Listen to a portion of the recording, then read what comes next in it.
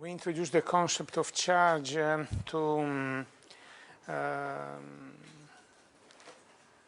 because there is no probability interpretation for the Klein Gordon. The rho that we had built out of the psi needed also the psi dot, and it was a combination that such that is not positive definite, so there are difficulties, let's say, in introducing the probability interpretation. But we multiplied that by E, the charge, and then we got that had a charge interpretation. So basically it was like this psi can be interpreted as a field, is a fluid that is charged, and it can have a positive or a negative density charge. And the expression for that charge was actually the forecurrent was the following.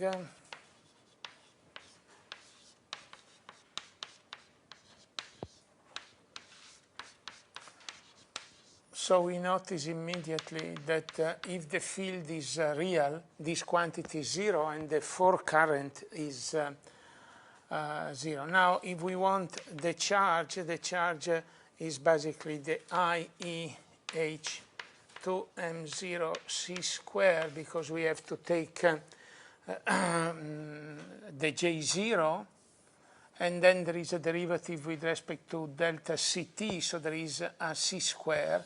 Then it is, as it is the charge, we have to integrate over all the 3x, and then as I said, is the zero component, so here we have to take the zero component, so it is the time things.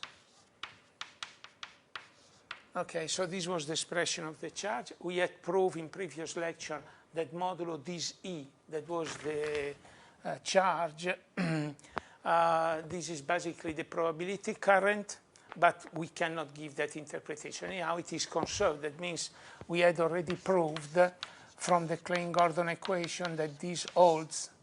Okay, the charge is nothing else than d3x J0 from there. Now, so we said that if phi is real, then Q is equal 0, so there is no charge. Let's suppose so that phi is complex, and let's write it in the following manner.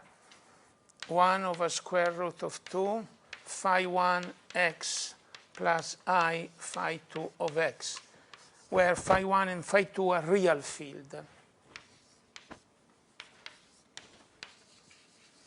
We can always write in this manner. Okay.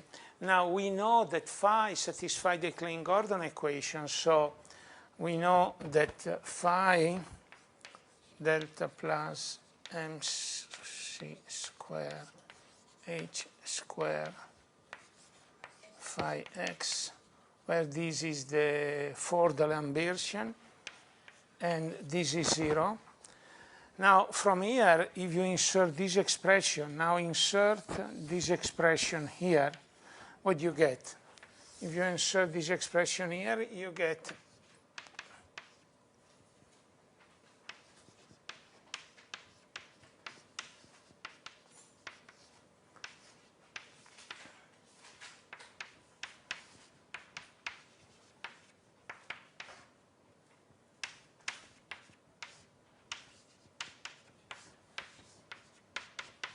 okay, you see there is an I here, so I've inserted just this expression, and of course there is a 1 over square root of 2 in front of everything.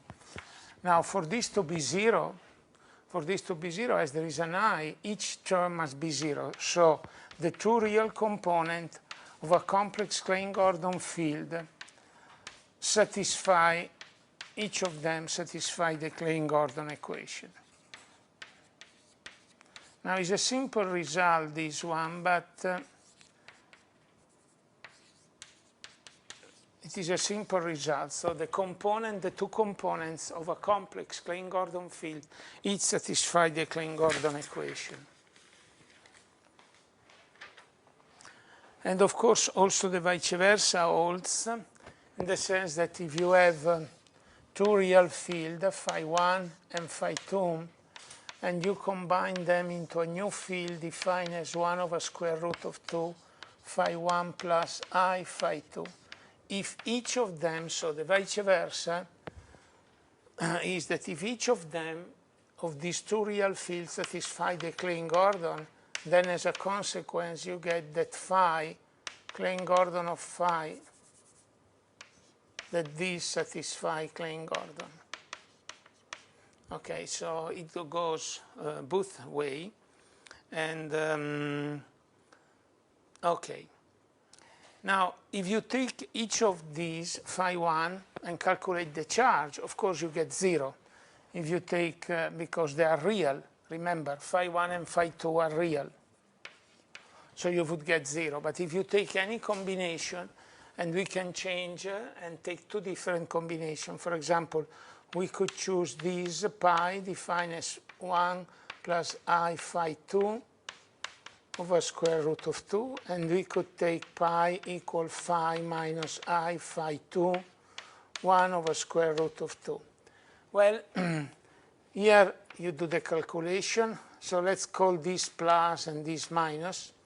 Okay, two new fields defined in this manner. If you take these, you get some charge. If you take this one, you get minus that charge. Just plug it in, do the calculation. You know, phi 1 and phi 2 combine and give something. But because of this minus 1, this has opposite charge. So another thing we discover is not only that real fields have 0 charge, but complex conjugate fields have opposite charge. Okay.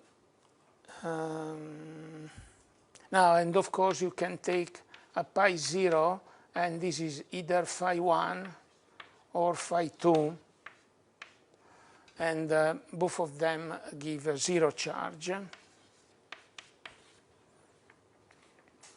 Okay, this is quite an important thing, but I hope this is clear. So now we start looking, but you will complete the process when you do second quantization in field theory course next year. For those who will do particle physics or theoretical physics, I don't know what it is called. But we start looking at psi not anymore as a wave function, because it does not have the probability interpretation, but as a field, like the electromagnetic field. It has no index. Actually, there are two fields, phi and phi star. Remember, okay, if they ask you a typical question, the Klein-Gordon field, how many fields they have, and at least I saw at the oral question at the university, they say 1. No, it's not true. In general, the Klein-Gordon is an equation for two fields, phi and phi star. So phi can be a complex field. Okay, any question? This is an easy piece, but it's very important. Yes? So what is the basic distinction between psi star and psi? No, I did not understand. What is the basic distinction between psi star and psi? If we have two fields, psi star and psi, is there any difference? Yes, one is the complex conjugate of the other. I mean, physically. Oh yes, one carry a charge plus q and another carry a charge minus q. Okay, so that's the point, that the charge density, that is the expression inside the integral, has opposite sign. Okay, so this is very important. Okay, so you see this was phi, this is phi star, and so physically they are important. That's a point that is relevant. Okay.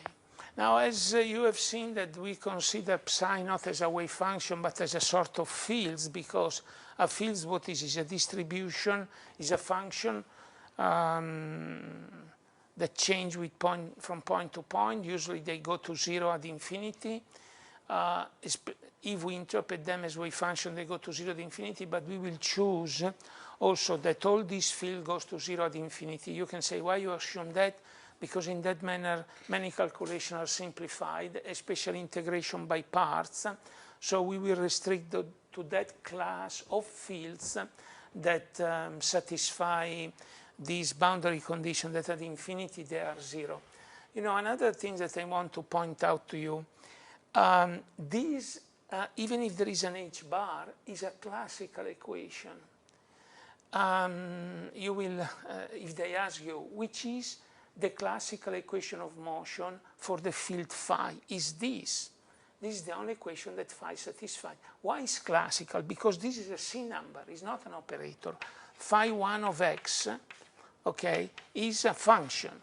So it's not an operator. So it has not been quantized. When you quantize this, okay, you turn it, let's forget the dependence on x, it could be the dependence on anything. You turn this into an operator, and here is not an operator. So this, the correct language is, this is the first quantization of phi. Okay, in the sense that I have quantized x and so on and so forth, but I have not quantized phi. So somehow the Klein-Gordon equation can be looked as the first quantization of the Klein-Gordon field. In field theory, you will do the second quantization. That means you will turn this object, is a C number, into an operator. In doing that, you will realize that the physics described by this operator is quite different by the physics described by this operator. The physics described by this is a physics of a many-particle system, where you don't have only one particle, but you have more than one particle. Remember that here we had the problem that if we want to describe one particle only and not many, we cannot localize the particle at a distance less than the Compton wavelength. Okay, and there is no manner to describe many particles in this formalism. The manner to describe there is a manner, but it becomes very complicated. But the simplest manner is to turn this into an operator. You will see. I don't give details now because it's part of the field theory course. Now, as it is a field, as we interpret it as a field, in first quantization, or if you want, when we say classical, it means first quantization. First quantization, it means we have done the usual quantization on P and Q, but not on the field. So when you say, oh, but why not on the fields? If I do this and then I get this, well, this is second quantization, means I have turned this into an operator. But this object, it has the following meaning, you know, because this was originally a wave function. So this object does not depend on operators, it's these things. Huh? You understand? Sorry, it's the other way around. X, phi. Okay, so second quantization, it means the dependence on x become x depends on become an operator, and then the full things become a thing. This one is called second quantization. This one, where you interpret this in this manner, is called first quantization.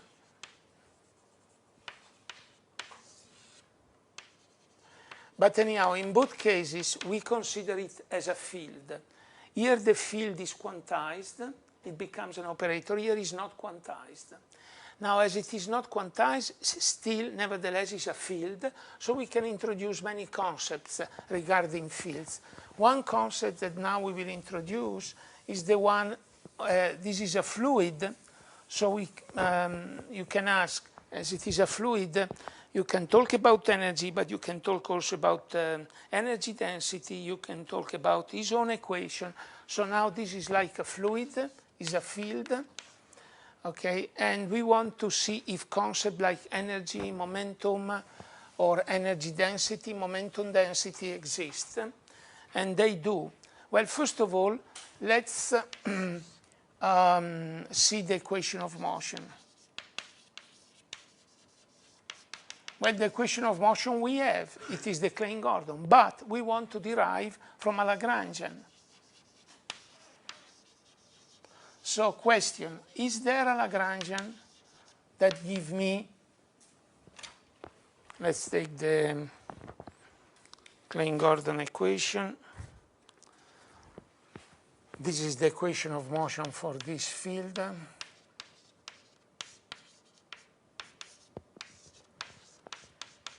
The first things we will ask is it possible to derive it from a Lagrangian? You can ask, why did this guy want a Lagrangian? Well, if we have a Lagrangian, we can have an Hamiltonian, we can have an energy, because the question that we address is concept of energy, momentum, for a field like this, do they exist? The answer is yes. But first we have to derive a Lagrangian. A Lagrangian usually is just a tool that gives you the equation of motion. And you know that if you have a point particle q of t with a momentum p of t, or q dot, okay, we know that the equation of motion for the Lagrangian are d dt, dl dq dot minus dl dq equals 0, and the Lagrangian is nothing else than q dot over q minus v of q. This is if we are handling a point particle. Things change slightly if we have a field. If we have a field, okay, we have a field or we have a bunch of fields. So let's put an index sigma. This index sigma is not a space-time index. It can be 1 or 2, like for the Klein-Gordon field, okay? And then it will depend, so the field takes the role of the point particle. And then instead of the derivative with respect to t, as we are relativistic, we expect that we will have a derivative with respect to x mu. So these are the two ingredients that will enter any Lagrangian for a field. So a Lagrangian for a field will have the dependence on this, the most general Lagrangian. So sigma is an index that is not a space-time index, okay? If you want, we can put among parentheses. It indicates how many fields you have. You can have a collection of fields. Like in the Klein-Gordon, you have 2, phi 1 or phi 2 or phi and phi star. And then we can have a derivative, but not, here we have only time as argument, but here as argument we have x mu, so we can have this. Then the equation of motion from get generalized. This one get generalized, and it gets generalized in the following manner. ddx mu, the derivative of L with respect to d psi sigma dx mu minus dl d psi sigma equals 0. This is the equation of motion. We will go in detail, associated to a Lagrangian of a field. And you see, this derivative takes the place of the time derivative. Okay? The derivative of the Lagrangian with respect to the velocity now is the derivative of the Lagrangian with respect to this psi with respect to x mu, and this one is this. So this is the analog things. This you have done with Fabricesi, right? This kind of thing. So then in field theory, instead of derivative with respect to t, you have derivative with respect to x mu. Instead of derivative with respect to the velocity, you have the derivative with respect to this object. You see, remember psi takes the role of q, and the derivative, so this is the correspondence. And this is the equation of motion. Now, how do we derive them? So I give you the result, but how do we derive them? So we said for a field, the Lagrangian depends on the field, and it depends on the derivative of the field with respect to x mu. Okay. Now, a Lagrangian usually is used in the following manner. The equation of motion are derived by extremizing the Lagrangian by a minimum principle. So we take the integral of the Lagrangian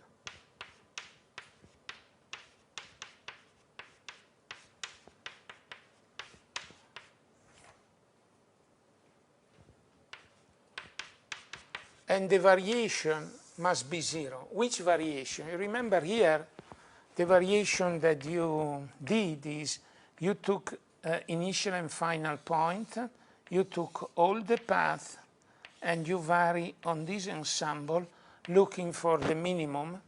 Okay, the same, the analog you do here. Here you take a field that on some hypersurface, instead of a point, here I have T1 and T2. Now the analog for field is here I have all a surface, so instead of T1 I have an x mu 0, and I have an x mu at time tau, And I take all fields, I don't know how to represent it, but I take all fields that have some value on this hypersurface. Fixed value on two hypersurface. I don't know if you can visualize because it's not easy. So for point particle, you take all the paths that have some fixed initial points, some fixed endpoints, and we do the variation on this sample. Okay, that variation, the minimum, is done on this. You calculate L or the action on these, on these, on these, on these, on these, and then you find out on which one is the minimum, and you get that the minimum is along this path maybe, and this is the classical path, okay? But you do the variation over all of them. You compare all of these values. Now, what do you do in field theory? In field theory, you don't have T1 and T2, but T1 and T2 are replaced by X, so X mu. So you have, instead of a fixed T1, you have a fixed X mu, so that this is an hypersurface, okay, at time 0. Well, time should be specified. This is actually proper time, but let's not go into too many details because this part is not really central for the program. And then we take another hypersurface there, and then we say, these are the fields. Let's take all the fields that have some value, some fixed value on this hypersurface and on this other hypersurface. Let's extremize them. And the equation of motion are satisfied by those fields that extremize this. So let's do the variation of this, and let's see how it can be done. Well, first it depends on lambda, on sigma, on the field. So we do the derivative with respect to the field. And then we do the variation with respect to the field. And is this variation that x fixed on two hypersurface. Plus, it depends on this, so we do the derivative of L with respect to psi sigma x mu. And then we do the variation of delta psi sigma delta x mu. Okay, so I've done the variation of this. What this is a function that depends on psi and the derivative. So to do the variation, I do the derivative of L with respect to psi and the variation of psi. Then I do the derivative of L with respect to this quantity, and I do the variation of this quantity. Okay, is it clear? Now, it is easy to see that here I can exchange the derivative with respect to delta. Okay, so here I can bring the derivative out, do the variation, and do the x mu. Okay, and I exchange the variation with the derivative. Okay, now let's do by parts these things. That means we bring the derivative down up here with a minus. Why we are allowed to do that? Because the variation at infinity is 0. We know that at the end points, this is 0. The end point, on the end point, the trajectory or the fields are constant. And so what we get is this. So let's do by part. We get dl d psi sigma minus d dx mu dl with respect to d psi sigma dx mu.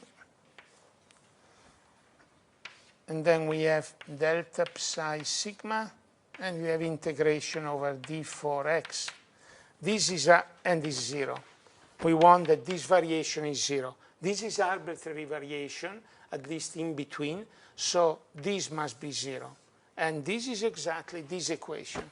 So that is how you get the equation of motion. Okay? It's always the same thing. So basically from here, you derive that delta L with respect to psi sigma minus d dx mu dl psi sigma dx mu equals 0.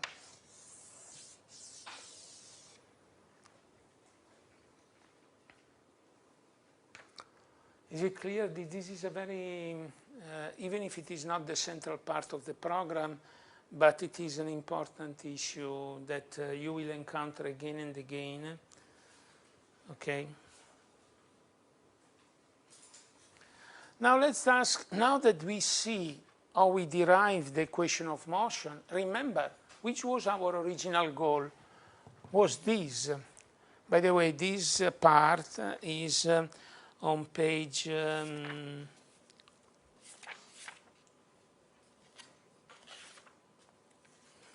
what we did today is from page 11, and then it is page 13.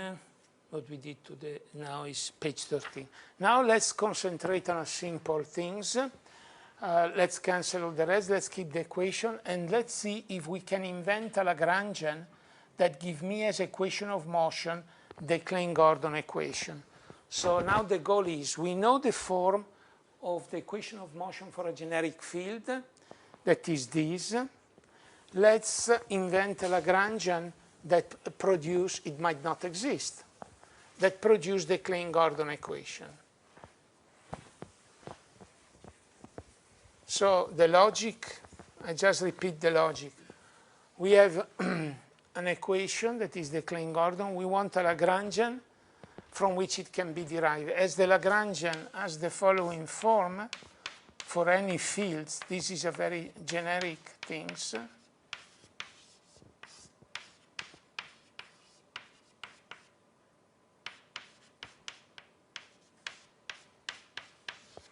We want, does it exist a Lagrangian such that this become the Klein-Gordon equation of motion? Yes, it exists.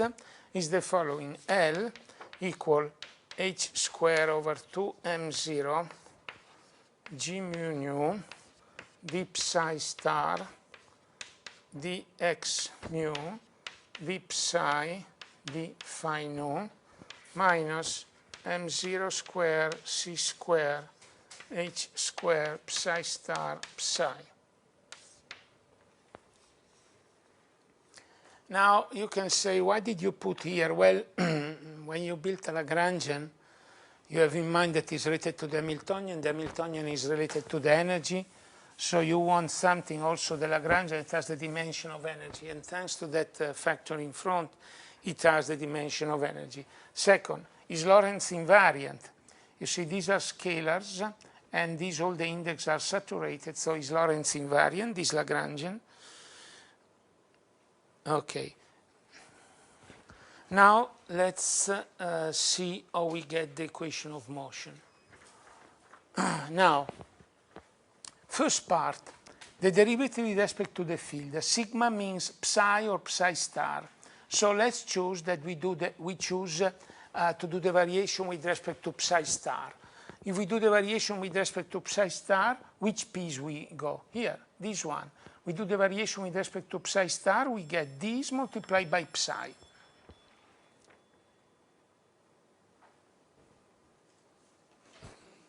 Then we have to do the variation. We have chosen psi star with respect to x mu. Where does psi star x mu appear? Here. So if we do the variation with respect to this, what is left? This piece is left, this and this. But then there is a delta x mu.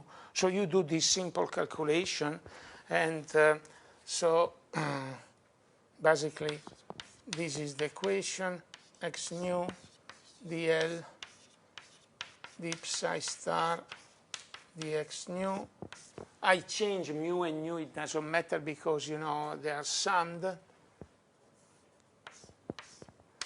minus dl d psi star equals 0. So do it inside here. We have to do the derivative with respect to, you can say, oh, but here there is an x mu, it doesn't matter, this is symmetric, you can exchange the index, or if you don't like, you can put mu. Let's put mu, and we are done.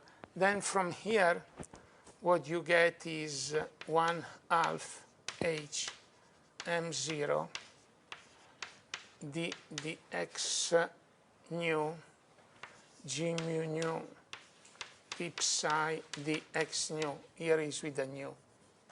Let's do the one with the nu, it doesn't matter. then we have plus m0 square c square h square psi equals 0. Okay, I have done just this for this Lagrangian. This is the Klein-Gordon field Lagrangian, when I look at psi as a field. And I get exactly, if you look at this, remember G mu nu raise and lower the index, so we get ddx mu psi plus m0 c square over h psi equals 0. And this is the Klein-Gordon equation. So this was just a mathematical trick. Is there a Lagrangian that gives me the Klein-Gordon equation as an equation of motion when I do the variation of this? Yes, the Lagrangian is this. Okay? If you don't like to have the index, to have the metric here, it's very simple. This one, what does it do? This is an index that is up here, but it transforms as if the index were down. So you saturate with this, you can take away this one and put down here an index, okay? If you don't like to have the metric. That is what I have done there. Now, well, you can say the field, you have two fields. Note, I had to do the variation with respect to psi star to get the equation of motion of psi, not these dual things, okay? And now if you do the equation of motion instead with respect to psi, ddx nu dl dd psi dx nu minus dl dd psi equals 0, then you get the equation of motion of phi star.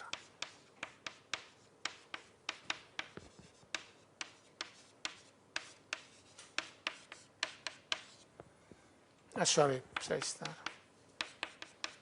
Okay, so you have always to do the equation of motion of the other field to get this.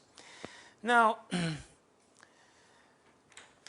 from here it's easy to go to the Hamiltonian from the Lagrangian, but remember our goal was to go to the energy, the momentum of the system and so on. Now, you remember that when we had the Lagrangian, for a point particle, we had the derivative with respect to t. Here we have the derivative with respect to x mu instead.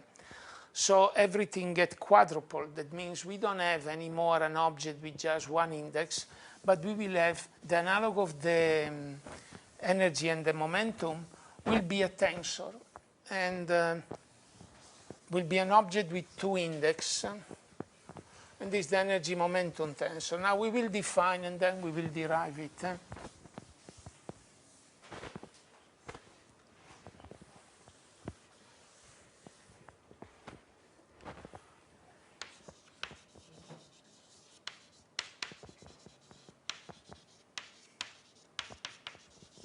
Yes, please.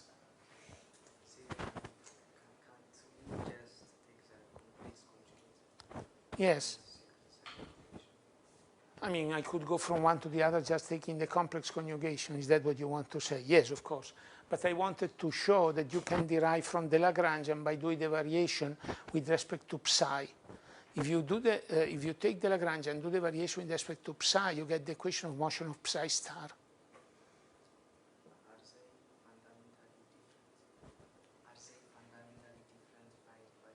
Yes, of course, because they have opposite charge. You remember that before I said these are like two fluids or two fields that had opposite charge one to the other. Psi and psi star have opposite charge. Okay. Now the energy momentum tensor.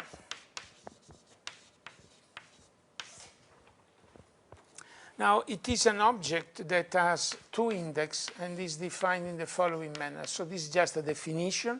We will derive it and see where it comes from.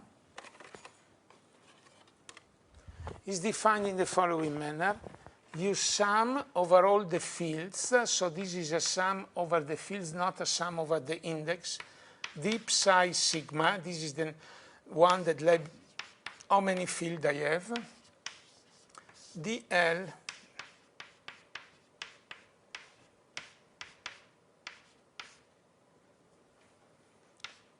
minus L G mu nu.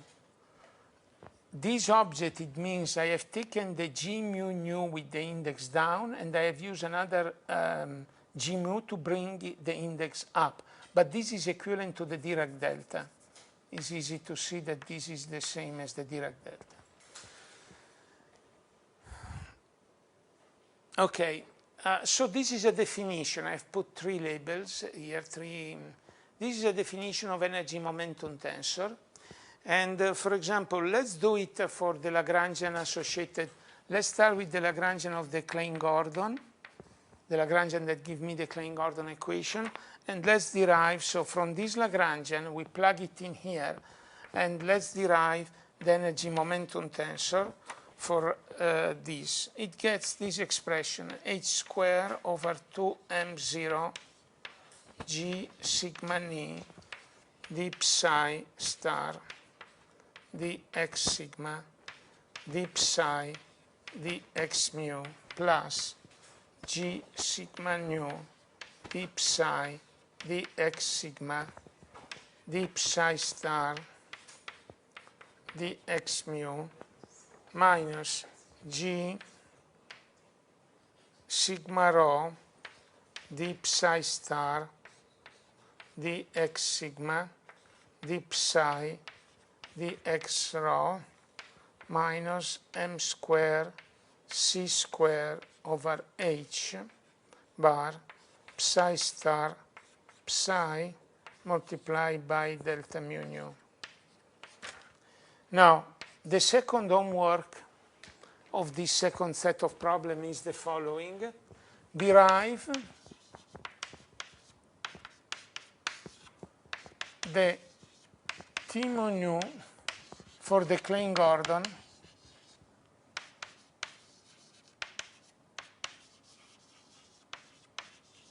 Lagrangian. These are not really homework. I mean, they're silly things in the sense that you follow what is on the book, and it's very simple, but I am doing just so that in that manner you are forced to do. Okay. Let's, of these, so this is a tensor. How many components? 4 mu, 4 nu, so there are 16 components. Let's see if it is symmetric. Not necessarily. This part is symmetric, but this part is not symmetric in mu and nu. Okay?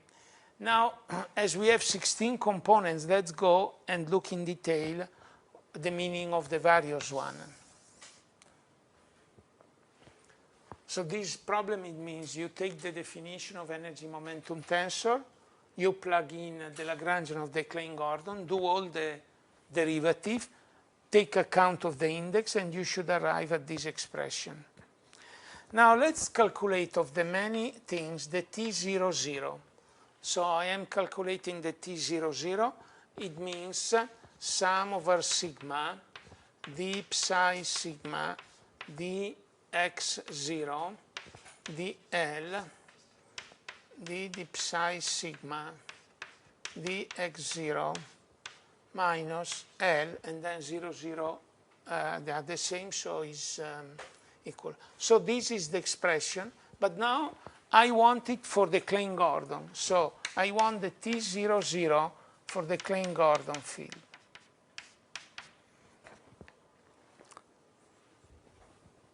Okay, let's just do so that at least I help you with this. Remember the form of the Klein-Gordon. Unfortunately, this blackboard is small, so I already canceled it. But so let's do this, where here I put the Klein-Gordon.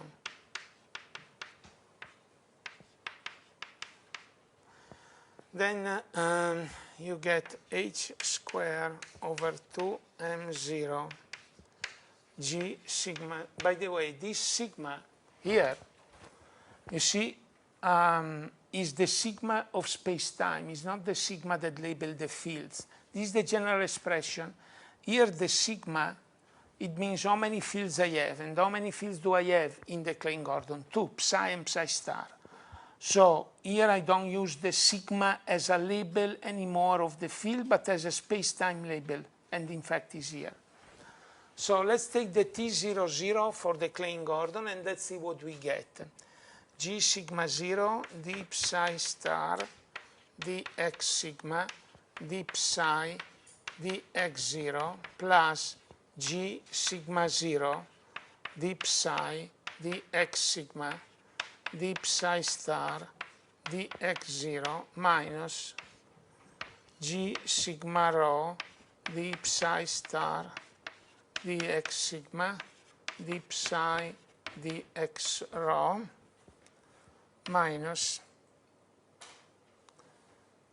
m0 c square over h square psi star psi, and then I have the 1 g00. Note, always one thing when you have tensor, go and see that the index are saturated. So here you see sigma and sigma. They are across, so they are summed. Here sigma and sigma. Here sigma and rho. So basically this object, all the index are saturated, so I am left with 0, 0, that is here and here, and is here. Now here I have a G00 that I did not put because it's 1. So let's go on with this. Here I have to be careful because now I have to do the sigma equal 0 and the sigma equal I, all the components. So I don't want to do all these long well, let's do it once. So first I take sigma equals 0 and I get d psi star dx0 d psi dx0 plus d psi dx0 d psi star dx0 minus. So I'm taking sigma equal 0 and then sigma equal I. So d psi star dx0 d psi dx0. I don't know where I got this, but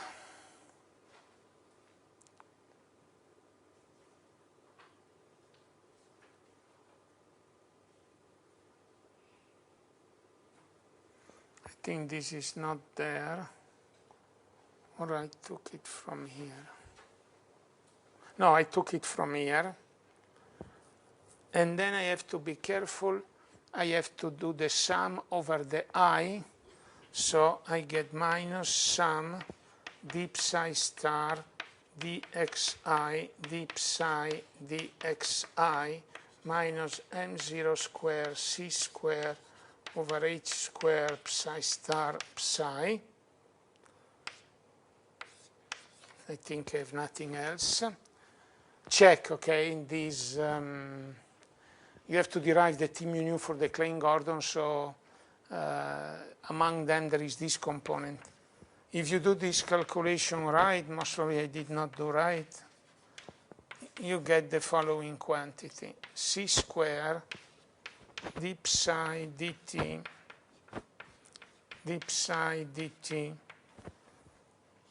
plus gradient of psi star gradient of psi plus m0 square c square h square psi star psi. Now, well, it's a complicated expression, but now we will get a meaning of it immediately. How do you usually, when you have a complicated tensor like that and you want to understand which is the physics of it, a simple thing is put in plane waves. Let's put in plane waves and let's see what it is. So now I take T00 of the Klein Gordon and I apply it on plane waves. And you know, plane waves were of this form in a box. Okay, so that we get plane wave in a box at this form. Yesterday we calculated all the various factors.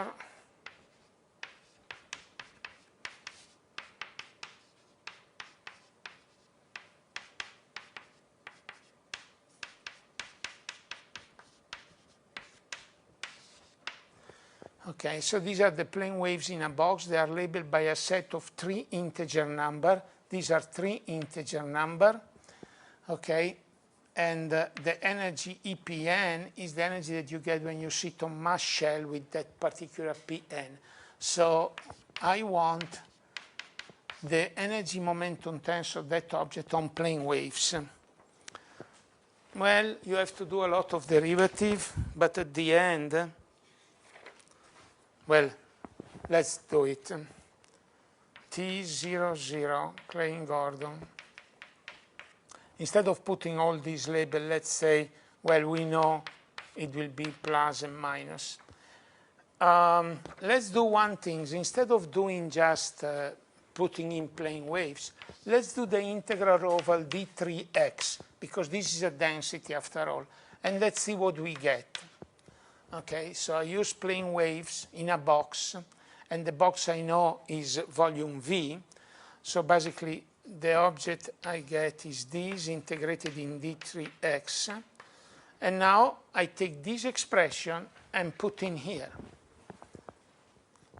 Put psi as a plane wave, psi as a plane wave, and so on and so forth, and do the everything. So you get h squared over 2m0. Then you have this squared, m0 c squared L cube EPN. Then you have minus plus EPN square over h squared c squared plus m0 c squared L cube EPN Pn times Pn h squared plus m0 squared c squared h squared times m0 c squared L cube EPN. Well, go on with this calculation. It cancels everything and you get EPN. So you see, so I just did not go through all the details, but plug it in. You have psi and psi star. They are plane waves, so the exponential always cancel. Here, the exponential cancel. You are left just with number, and it get this. So now you understand the meaning of this. This object, the one that I calculated using that plane wave associated with n, is nothing else than AN.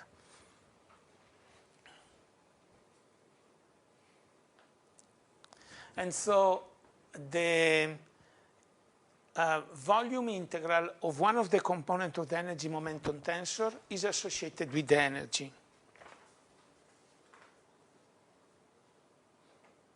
Now, note, no, okay, this we can, let's keep these things.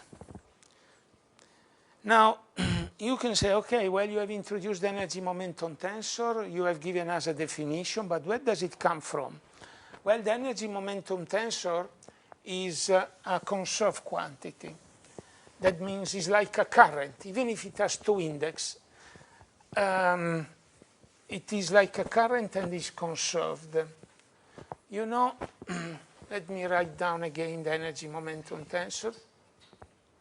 It's all on the book. I don't know what to do. I mean, I can stay here and wait. And, I mean, it's all on the book. If it were these notes and then you don't understand my handwriting, I would understand. But you have to tell me before. Don't cancel if you tell me that I am halfway. I mean, it's all on the book. I can tell you exactly the page. It's page 15. Okay?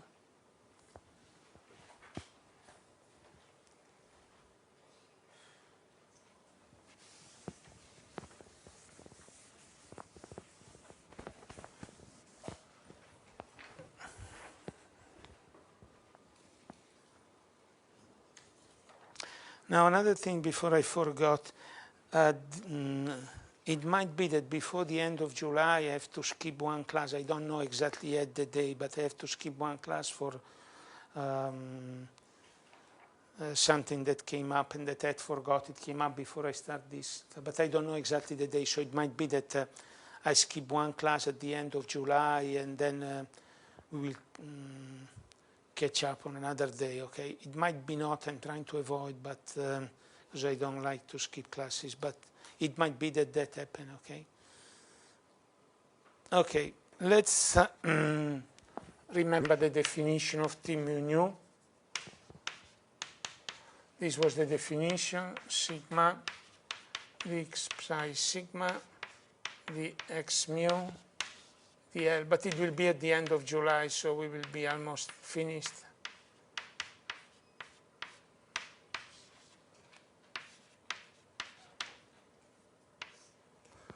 Okay, this is the definition. Now I will prove, forget about the index ni, take the index mu. Then it's easy to prove that this is 0. And now we will derive it. So if you look at the energy momentum tensor, not as an object with two indexes, but just an index, and go and saturate with the derivative, the first index, then it's 0. It is the analog of this. And you know, from this, when you have a forecurrent that is conserved, you know that there is this object, basically this modulo C and so on and so forth, is d dt by some rho plus the divergence of some currents, right? This object, modulo C and so on, I don't care about these things, it gets this. Then from this, we can get a conservation law, because let's integrate over the 3 volume, d rho dt plus d3x. This is 0. I have integrated over d3x. I just repeat the usual procedure that you must know. This is d dt d3x rho.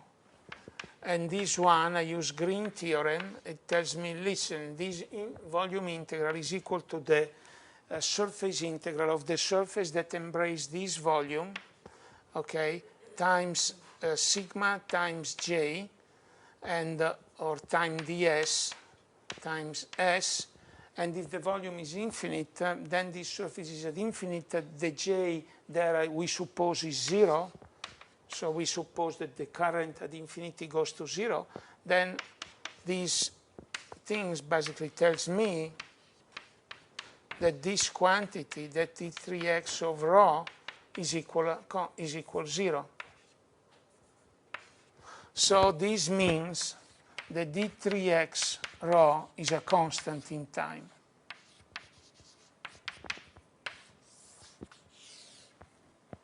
So there is a conserved quantity. So anytime you have a 4 currents that is 0, you can derive that is 0 component. You see this one is related to J0. Is 0 component integrated over the volume is 0. So here we have in a similar situation. You can say, oh, but I have an index nu. Well, it doesn't matter. You can consider T mu nu as 4 currents, J mu, and then an extra index mu. So that means this is a 4 currents and you have 4 of them. So each of them is a 4 currents with 4 components, and you have 4 of them. Is this clear? This is an object with 2 indexes, and mu and nu goes from 0, 1, 2, 3. Okay. I see that there is a conservation law very similar to the one with current, that mu j mu equals 0. Nothing is done on the index ni. It means this holds, this mu is sum, but ni is free. Okay?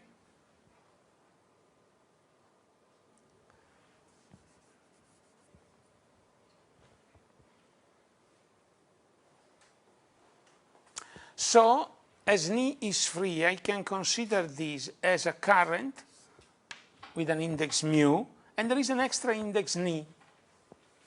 Okay, so these are 4 currents in the sense that they have 4 indexes, but they have 4 of these 4 currents.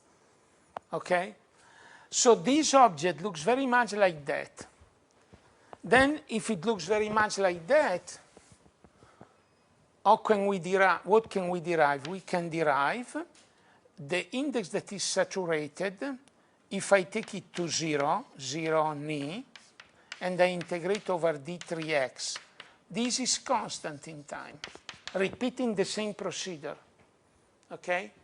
Remember there, from the mu j mu equals 0, I derived that the 0 component of j mu integrated over volume is a constant in time. Here, I have this extra index, so the index I have to take 0 is this. So this quantity is conserved. So you see, from these things, I get a conserved quantity. But you know from the Noether theorem that most of the time, when you have a conserved quantity, you have a symmetry. So you can ask, well, now I have conserved quantity, and how many I have? Well, I have Ni can be from 1 to 4. I have 4 conserved quantity. One of them already we understood what it is, the energy. The T00 is the energy. Then we will have the Ti, and that will be related to the momentum. Okay, we will see it maybe tomorrow.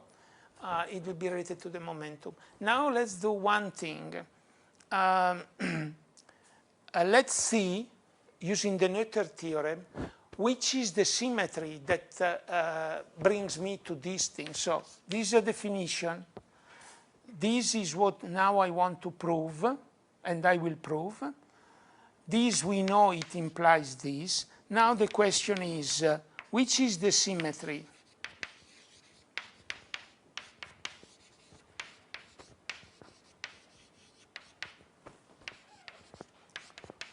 That generates this conservation law. Can I cancel here? Okay.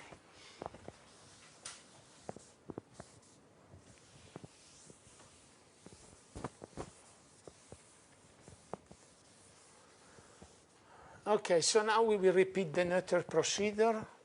I imagine you have done the Noether theorem, right? In classical mechanics. We know the theorem, but no. Okay, I don't know.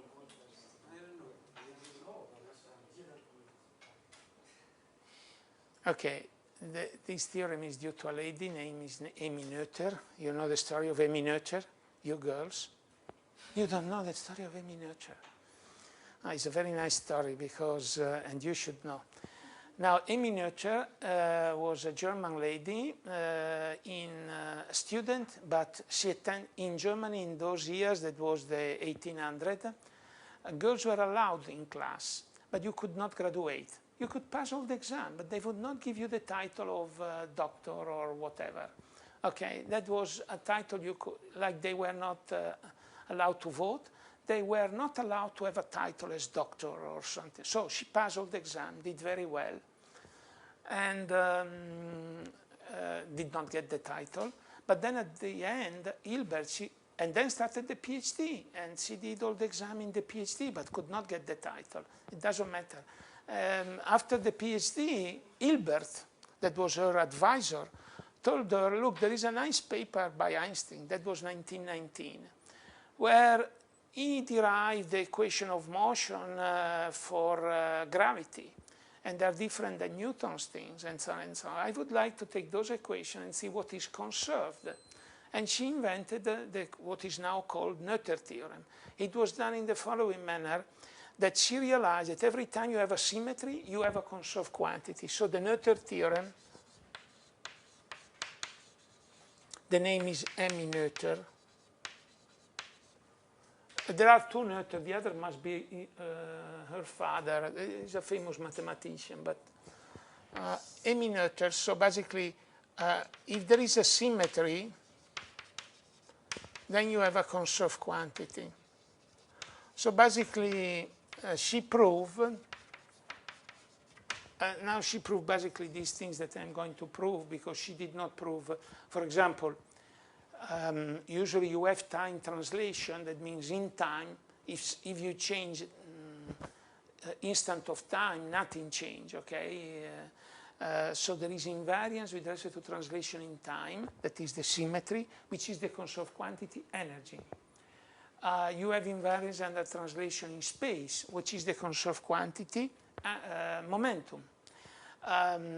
You have the conservation of charge, and the conservation of charge is due to a symmetry that you have studied in electromagnetism, that is gauge invariance, okay?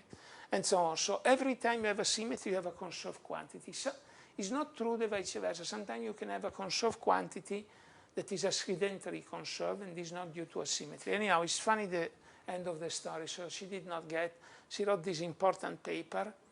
Einstein was amazed. And then Hilbert wanted that she become, even if she has no officially a piece of paper saying that, he wants that she become her assistant professor at the University of Göttingen. And he went to the faculty, at the big meeting of the faculty, he explained what she had done, that this stupid law in Germany did not allow, if she were in England or if she were in the United States, she would have a title, be an assistant, and Germany cannot be so. And the vote was no. Okay, so he said, okay, I understand. We are not at the university. We are in a swimming pool where women go in one place and men goes into another place. He said, this is not a university. This is a swimming pool. And that, I think, was a big offense coming from Hilbert, but they did not care. Then she was Jewish, so she, during the Second War, she had to emigrate to the United States. And she was invited to join Einstein at the Institute for Advanced Studies. And there was no woman. She said no. And she went and taught at a small liberal arts, only women college. In the United States, there are these kind of colleges, there were at least in 1941, 42, colleges that only women can enroll, and colleges in which only men can enroll. And so she went to an only women liberal college. But Einstein wanted to talk to her, so every week he arranged for her to come to the Institute for Advanced Studies and give a lecture or give a seminar, okay? And then she died in a very, very young, at 40. She had an appendix, she had a surgery for appendix, they made a mistake and she died. And very young, I think, at 40. But all women should know the story of Amiata. Okay, now you know, so don't forget it, okay? Okay, let's see now which is the symmetry associated to this, because this tensor Einstein had, in his equation, Einstein had his tensor. You know, one important equation is E minus P square equal M square, or E equal MC square. But there is another important equation that relates the energy momentum tensor with the curvature of the space, and that is the Einstein equation. You will do when you do general relativity next year. So Einstein had that things. He had proved these. He had proved these. He had this object because he then does his equation of motion for gravity.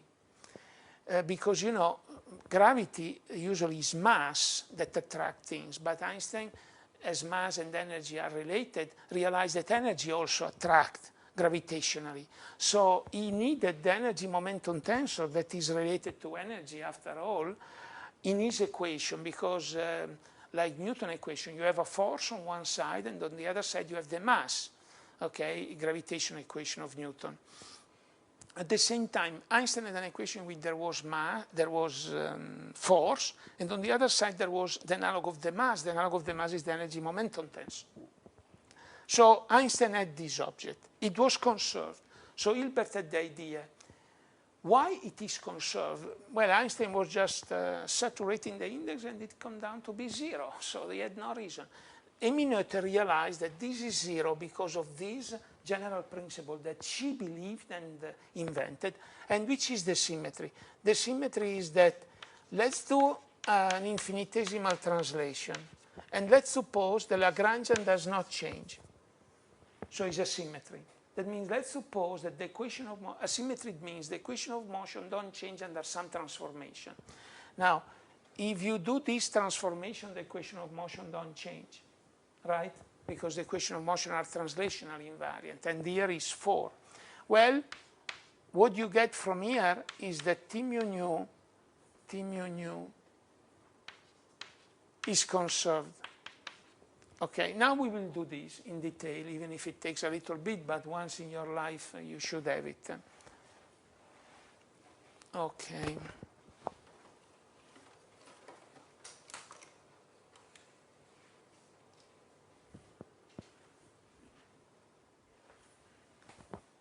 Well, of course, there is also other physicists, women, Madame Curie, and many others who did important work. So not just Amiata, but let's say Madame Curie was an experimentalist. So as you, I don't know, yeah, most of you are theoreticians or plan to become theoretician.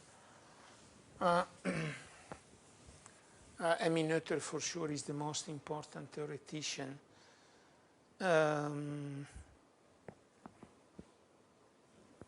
Okay.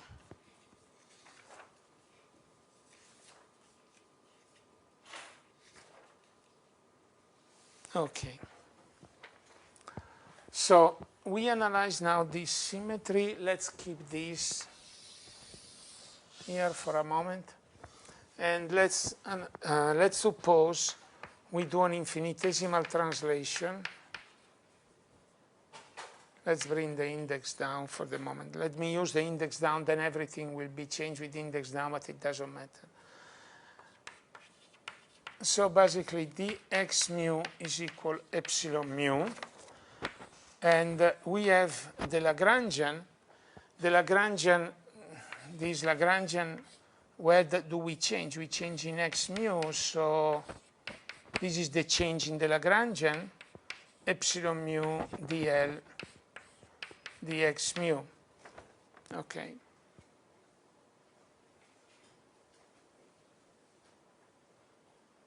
But now let's remember that L, well, I have done this change, but let's remember that L is a function of psi, the various field, and the derivative of the various field with respect to x mu. So if I do a variation of these, I get the derivative of L with respect to psi sigma, the variation of psi sigma, plus the derivative of L with respect to psi sigma x mu, the variation of psi sigma dx mu. Okay, so the variation of L under this transformation is this, but if L does not depend explicitly on x, actually this variation and these are the same. Okay, so here what I've done. I've done the variation of the single things that are in, so I did the derivative with respect to L and then the variation of psi sigma. Then I did the derivative with respect to this other quantity and the variation with respect to this other quantity. Now, let's see what it means, variation of psi sigma. It means the psi sigma, the x nu, delta x nu, and that is the psi sigma, the x nu. And this quantity we know is epsilon, so this is epsilon nu. Now, let's do the same for the other quantity, okay? And now we know that this is the variation just considering that x is the quantity that change, and this is the variation considering that it induces a variation also on the other things. So I would say that dl dx mu is 0. If this is a symmetry, it means there is no dependence. So if you want, the variation with respect to x mu of L is 0. But this, it means the following. It means the variation, it means epsilon mu dl dx mu, okay? And then plus the variation, the other variation, that means the delta L considered as a function of sigma and delta sigma and so on. So this must be 0. So if this is a symmetry, it means the Lagrangian does not depend on this epsilon mu, then there can be a dependence on x mu and a dependence on that. This means there is a mistake actually on the book. Delta L is equal minus epsilon mu dl dx mu. Okay, so this is the symmetry. L does not depend on epsilon at all. Then I have the explicit dependence plus the dependence on the field. The sum of the two must be 0. It means this. Now, if you do these things, okay.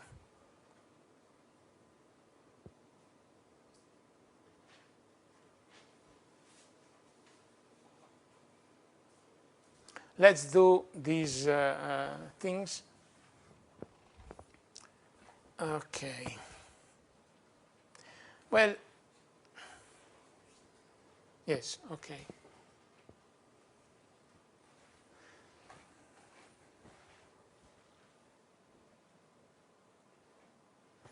Yeah. There is a mistake here on the book. I think he has a plus here. I think there is a minus. But check on the book because, okay, so let's do,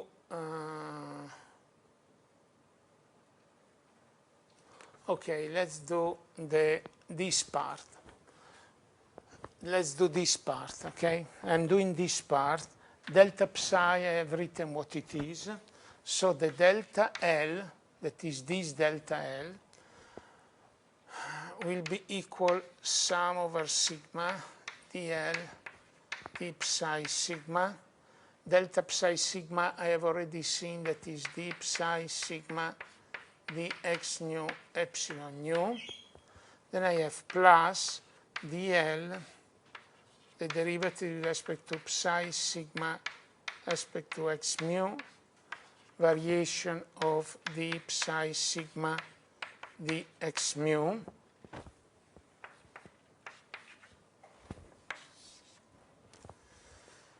Now, here I use the equation of motion. If you remember the equation of motion, they were telling you that the derivative of L with respect to psi sigma is equal to d dx mu of the derivative of L with respect to the derivative. Okay, so use here the equation of motion.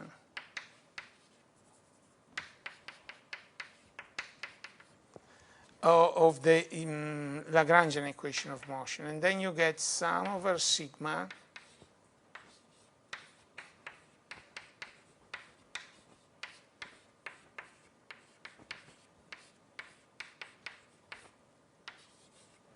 then you have this object, epsilon nu d psi sigma dx nu. And then we have the other. Again here, let's do the change. We can exchange the variation with respect to the derivative. And what we get is the derivative of L with respect to psi sigma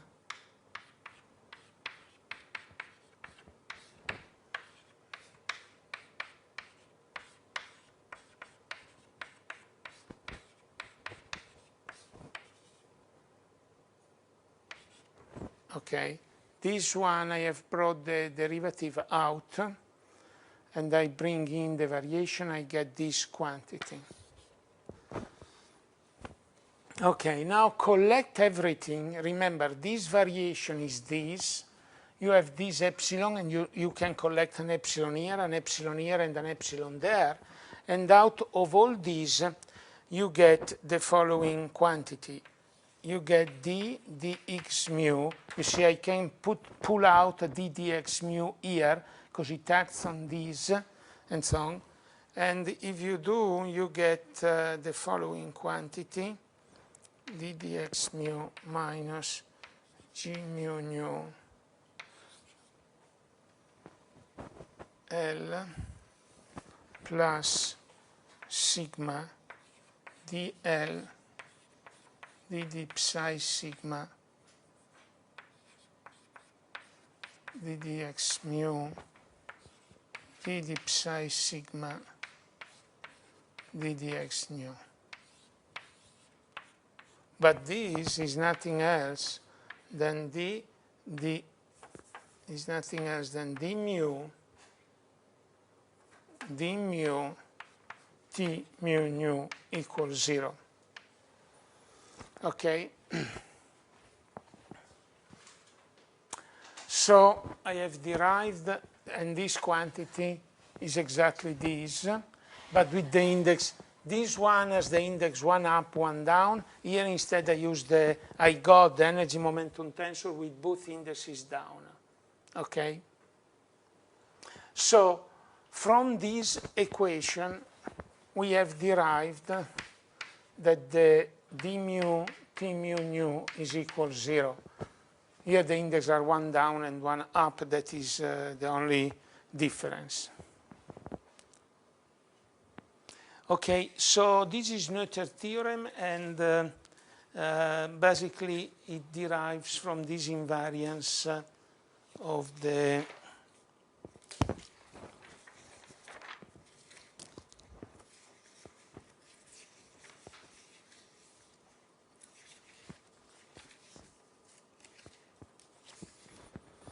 I just lost one page.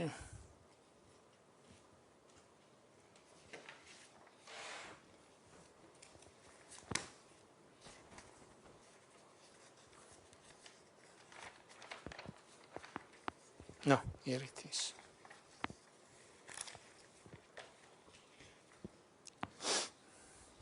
Okay, well, we will continue in the next 10 minutes going from the Klein-Gordon to the Schrödinger equation, because also in the Schrödinger equation there is a wave function. We know it has an energy interpretation. Can I cancel? This part I can cancel?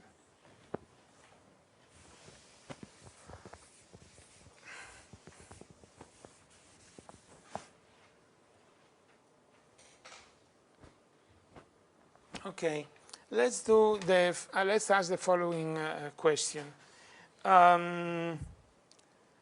We know the Schrödinger equation.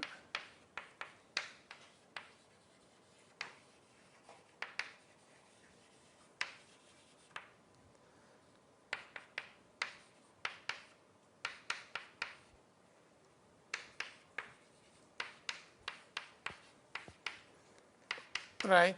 Also here there are two fields because psi can be complex. So the Schrödinger equation, you can look at the wave function as a field. It hasn't.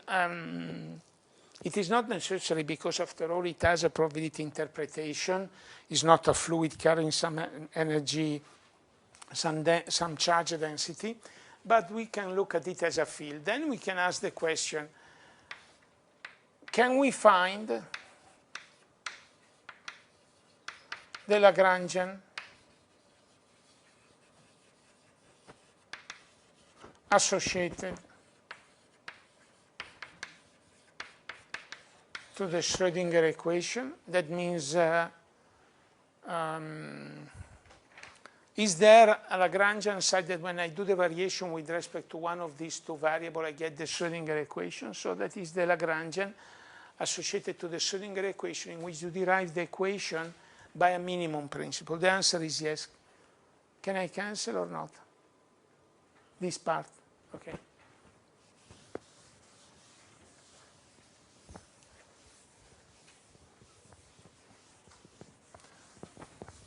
Let's first, we can cancel these, but we should write down here the equation of motion, the general equation of motion.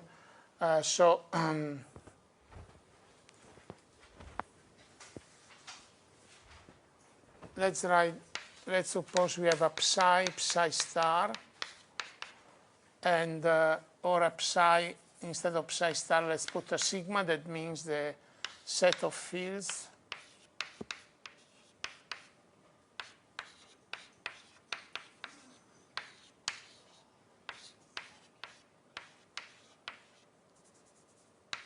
these are the general equation of motion that we have derived. These are the equation of motion in Lagrangian form if we have a Lagrangian density for a field. Our question is, can we find the Schrödinger Lagrangian? That means the Lagrangian from which the Schrödinger equation can be derived? Yes, the answer is this. The Lagrangian, the Schrödinger Lagrangian for this field is m square gradient psi star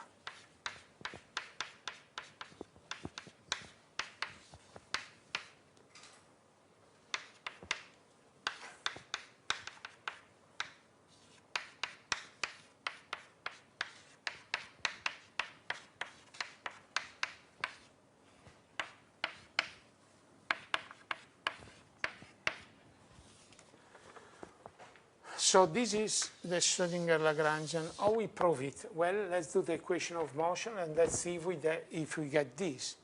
So, for example, let's do the variation. Remember, this is the form of the equation of motion. Okay, is non-relativistic in our case. Well, we will do first the x0 and then the xi, and of course now the x0 is just t. There is no c. The xi is just xi, and so on. So basically, the equation of motion that we can derive, the analog of this for the Schrödinger is dl d psi sigma minus d dxi dl d this psi with respect to xi minus d dt dl d psi sigma dot equals 0. Okay, it's the analog of this, but without considering this relativistic. So this is the equation of the non-relativistic equation of motion associated to a Lagrangian density.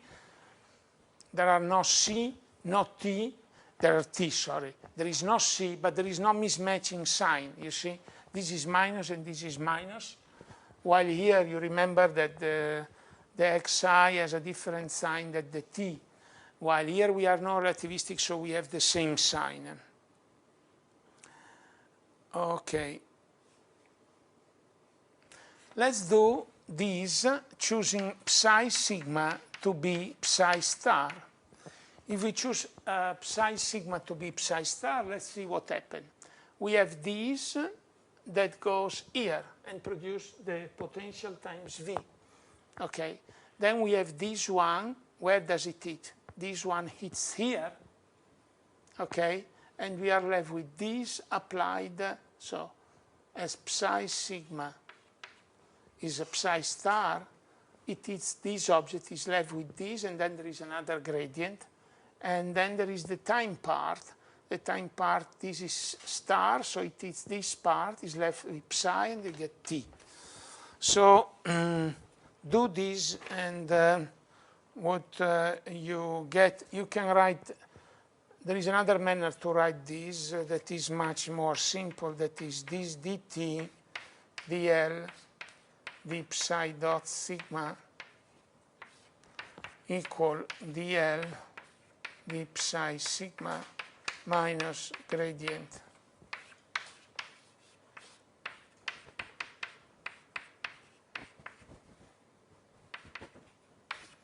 okay. Do that, choosing psi sigma equal psi star, and you get the following thing: minus v psi plus h squared 2m0 Laplacian psi minus h over I psi dot equals 0. Okay? Now, v psi, v times psi come from this term when I do the variation with respect to psi star. And I have to do the variation with respect to psi star. Then I have to do the variation with respect to the gradient. Okay, so I get this term away, this, but I have to apply the gradient, so I get this term. Okay, and remember there is a minus, so this becomes a plus. And then I have the, with respect to psi star, so I take the derivative of this goes away, I have to put the derivative on that. So this is the equation, but this equation you see immediately that is nothing else than the Schrödinger equation. Psi dot IH, bring this up and you get plus IH, then you get minus over 2m0 psi minus plus V of psi. So you get exactly the equation of motion. But you have to do the variation with respect to psi star. If you do the variation with respect to psi, you obtain the other. Now, I wanted you to, because we will do the energy momentum tensor tomorrow, this quantity, of course, is also h applied to psi. And h is the usual operator, that is the Laplacian over 2m plus v. Okay, remember this h bar because we will stop here. Tomorrow we will do the energy momentum tensor associated to this.